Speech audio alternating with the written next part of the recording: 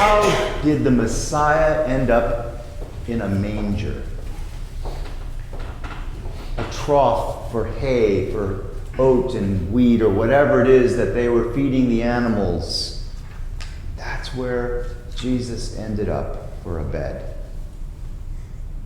In 2006, I made a pilgrimage on the Via de Santiago in Spain with a group of 10 youth and one other adult. Our pilgrimage began in a small mountains in the north of Spain in a region called Galicia. Now, the itinerary for this trip was ambitious. It was set by the youth. It was their design. They were sure they could do it. The plan was to walk over 20 kilometers each day and to begin with a 27-kilometer hike. So we started out probably mid-morning. It turns out that's a little bit late to be starting a trek. It turns out that almost everyone starts before the sun comes up when they walk the Via de Santiago, and you'll find out why in just a moment. So by midday, I knew that we were in trouble. There had already been equipment failures, broken straps, things falling off. There were a lot of blisters and a lot of tears. So we took a long lunch break, tending to our blisters, and then we set off for that last village, the one where we were expecting to spend our first night.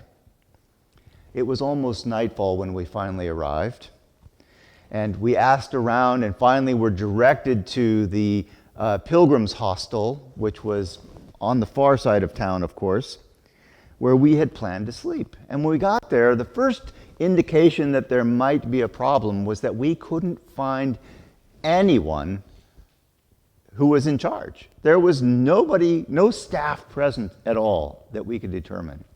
And after about 15 or 20 minutes of asking around, we finally found someone who told us that the staff was gone because there was no room. There wasn't even room for a mat on the floor. And it was clear that this was true. There were people everywhere just sort of jammed into this building. So one of the youth looked in their guidebook and discovered that there was a private hostel across town that occasionally took pilgrims. And so we hiked across town looking for this hostel, and we could not find it. Nobody had ever heard of it. I'm not sure if it was ever there. And after going back and forth across town twice, it was now fully dark, and we decided we better find some place to spend the night. So we walked towards where we had seen a hotel. And as we were walking by the church, we noticed 2 tents set up next to the church, which was pretty ingenious. That was a pretty smart way of dealing with the problem. But we, of course, didn't have tents, having planned to spend each night in the Pilgrims Hostel. See, it turns out that the reason everyone leaves at 4 or 5 in the morning is so they can get to the hostel in the next town early enough to get a place to sleep, because they fill up.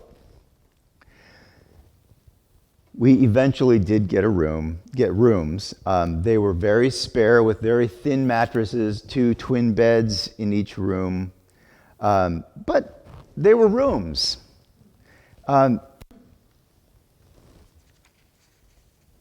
So we were 12 healthy people with plenty of money. We had credit cards. We had plenty of money. But imagine if this trip had taken place without those resources. Imagine what the trip would have been like if it hadn't been the warm night of summer, but instead a cold winter night. Imagine what this trip would have been like if one of the people in our group was pregnant and about to give birth. Mary and Joseph arrived in Bethlehem to be registered with the Roman authorities so that they could be taxed.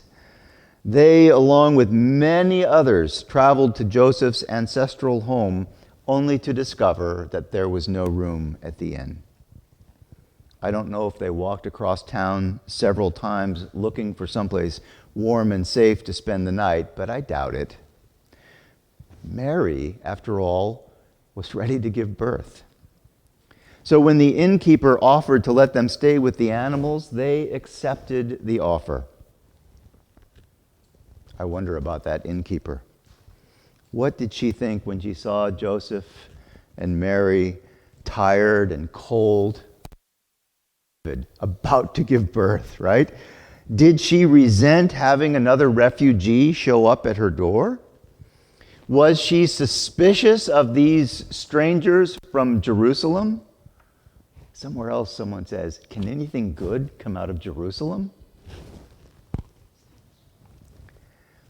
Not Jerusalem, Nazareth. I apologize. Nazareth. Can anything good come out of Nazareth? The innkeeper had no room to offer Joseph and Mary that cold winter night, but she did not turn them away. She offered them space with the animals, someplace with a roof, someplace where they could be warm and safe. She made room for them even when there was no room at the inn. So that's how the story of Jesus begins. Someone made room. Someone let the Son of God into the world, even if it was a humble stable meant for goats and sheep. The gift of Jesus is to show us that when we make room for one another, we are making room for God. There are obvious ways of making room. We make room by inviting this Camp United We Stand, to stay on our property for a few months. We make room by making meals available here at the church and delivering meals to other tent encampments. But there are other ways of making room, less obvious ways of making room. When we do the personal, the inner work to fight racism, to not let it live in our hearts, we are making room at the inn. When we work in our families and in our social circles to overcome divisiveness, to overcome misunderstandings, we are making room at the inn. When we work to end injustices in our government or in our institutions, we are making room at the inn. When we protest against war, when we send relief to people suffering in famine, when we give aid to refugees, we are making room at the inn.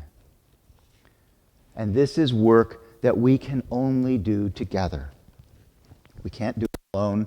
We are living for a dream of a better world where young families are not turned away in their moment of need.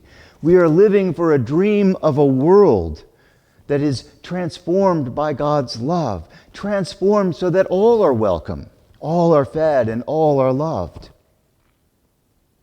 Our Lord Jesus Christ was welcomed into the world by someone who made room for Mary and Joseph. And when there was no room at the inn, when we make room for one another, we are making room for God.